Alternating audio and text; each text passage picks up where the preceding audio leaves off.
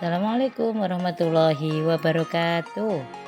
Perkenalkan, saya Yuyun Aktavia Miranda dari SDN Nurul Islah, calon guru penggerak angkatan 11. Kali ini saya akan memaparkan tentang demonstrasi kontekstual. Sebelumnya, siapakah Ki Hajar Dewantoro itu? Ki Hajar Dewantoro adalah merupakan tokoh pendidikan. Melalui pendidikan, beliau berjuang melawan penjajah. Beliau lahir pada 2 Mei 1889, di mana hari kelahiran beliau dikenal sebagai Hari Pendidikan Nasional. Menurut Bapak Ki Hajar Dewantoro, tujuan pendidikan adalah menuntun segala kodrat yang ada pada anak-anak agar mereka dapat mencapai keselamatan dan kebahagiaan yang setinggi-tingginya baik sebagai manusia dan masyarakat. Dari tujuan pendidikan yang sudah disampaikan tersebut, maka guru harus bisa menuntun murid sesuai dengan kodratnya. Selain itu, guru juga harus berpihak kepada murid. Guru memahami karakteristik setiap muridnya. Dan sebagai guru, kita harus memahami tujuan pengajaran yang kita ajarkan. Dari hal-hal yang sudah dijelaskan di atas, maka diharapkan guru dapat mencetak murid yang memiliki budi pekerti yang luhur. Selain itu, juga dapat mencetak murid yang memiliki pengetahuan-pengetahuan atau nilai intelektual yang tinggi. Di mana kita sudah mengetahui tentang semboyan Ki Hajar Dewantoro ing ngarsa sang tulodo, yang artinya guru berada di depan atau guru harus menjadi teladan bagi murid-muridnya. Ing madya mangun karso, yang artinya guru harus bisa memberi semangat untuk agar siswa atau murid kita lebih bersemangat untuk belajar dan berkembang. Tutwuri Handayani, di mana sebagai guru harus dapat memotivasi dan memberikan arahan kepada murid-muridnya. Dalam demonstrasi kontekstual, kita harus mengetahui bagaimana cara mengaplikasikan pemikiran Ki Hajar Dewantoro mengenai pendidikan yang berpihak pada murid. Yang pertama, sesuai dengan perkembangan zaman dan memanfaatkan teknologi dalam pembelajaran, di mana kita sebagai guru harus mengarahkan siswa-siswi kita untuk berkembang dan memanfaatkan teknologi dalam pembelajaran. Yang kedua, sebagai guru kita harus mengarahkan atau memotivasi siswa kita untuk berpikir kreatif serta inovatif, menciptakan sesuatu yang baru dari hasil karyanya sendiri.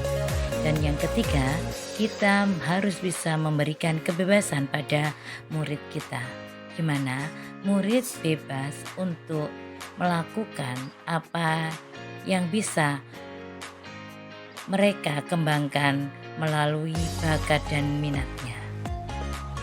Untuk mewujudkan suatu pendidikan sesuai dengan pendapat Bapak Ki Hajar Dewantoro, kita di sekolah dapat melakukan atau melalui kegiatan-kegiatan ekstra. Yang pertama seperti ekstrakurikuler pramuka, di mana pada ekstrakurikuler pramuka siswa dituntut untuk menjadi pribadi yang mandiri, pribadi yang bertanggung jawab, serta pribadi yang jujur. Tidak hanya pada ekstra pramuka saja, di sekolah kami juga ada beberapa ekstra yang dapat mengasah kemampuan murid-murid yang ada di sekolah kami. Contohnya yaitu ekstra robotik. Dalam ekstra robotik, murid-murid dilatih untuk mengembangkan nalar, mengembangkan potensinya, dan mengembangkan kreativitasnya. Selain itu juga ada ekstra silat, di mana ekstra silat ini juga bertujuan untuk murid-murid agar bisa dapat membela diri sesuai dengan kemampuan yang sudah dimilikinya. Selain mengaji dan sholat berjamaah, pembiasaan baik juga bisa dengan cara pembiasaan menyambut siswa yang datang setiap hari di sekolah. Guru menyambut siswa dengan salam dan sapa, kemudian menyambut siswa dengan saling berjabat tangan. Untuk mewujudkan pendidikan yang sesuai dengan pendapat Bapak Ki Hajar Dewantoro, di sekolah kami tidak hanya menerapkan melalui kegiatan ekstra dan pembiasaan baik saja, tetapi di sekolah kami juga menerapkan metode pembelajaran student center, di mana pada pembelajaran student center ini berpusat pada murid, yang artinya mulai dari kegiatan awal hingga akhir setiap murid harus berperan aktif.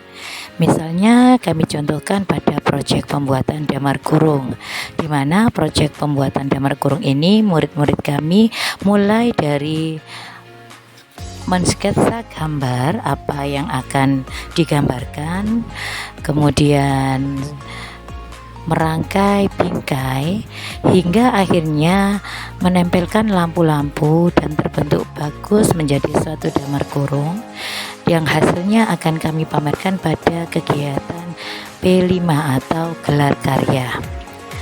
Namun untuk mencapai hasil yang maksimal tentunya ada tantangan-tantangan yang harus kita lewati, di mana salah satunya tantangan tersebut yaitu setiap siswa tidak mempunyai atau setiap siswa berbeda-beda dalam kemampuannya. Ada yang memang bisa menggambarkan sketsa dengan baik, namun ada pula untuk cara menggambarnya perlu juga bimbingan dari Bapak dan Ibu guru. Selain itu juga ada siswa yang memang benar-benar belum bisa dalam motoriknya, sehingga untuk melewati tantangan tersebut solusinya setiap guru akan mendampingi setiap kelompok untuk menyelesaikan pembuatan damar kurung tersebut, sehingga setiap kelompok apabila ada kendala maka akan bisa bertanya oleh Bapak Ibu guru yang membimbingnya.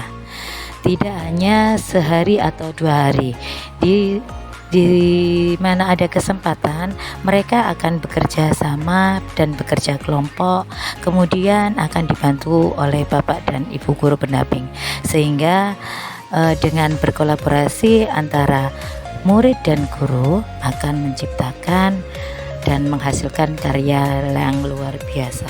Selain proyek P5 tentang damar kurung, ada pembelajaran studi center yang lain, yang contohnya proyek tentang berbeda itu indah, di mana sebelumnya mereka murid-murid melakukan diskusi kelompok, menentukan makanan khas apa saja yang akan diangkat, makanan khas dari daerah mana saja yang akan diangkat untuk dipresentasikan. Setiap siswa akan mempresentasikan makanan khas dari daerah yang berbeda-beda, dan hasil dari diskusi kelompok tersebut akan dipresentasikan dalam kegiatan P5. Semoga apa yang telah saya sampaikan akan bermanfaat bagi anak-anak atau murid-murid semua. Saya akhiri, wassalamualaikum warahmatullahi wabarakatuh.